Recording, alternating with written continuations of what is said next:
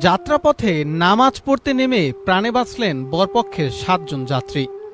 নববধূকে বহনকারী বরযাত্রীর একটি মাইক্রোবাস আজ বিকেলে বরিশাল নগরীর কাশীপুর চৌমাথা এলাকায় পৌঁছালে আসরের নামাজের জন্য গাড়ি স্লো করা হয়।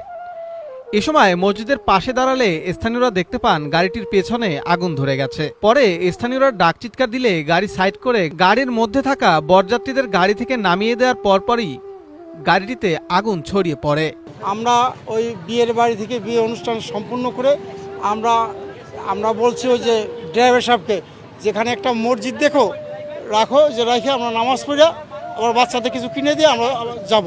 ওই মসজিদের ওখানে থামাইছে, পিছন থেকে একটা সিএনজি সিক্রেট দিয়ে আপনাদের আগুন আগুন আগুন, আমরা টের পাই নেই।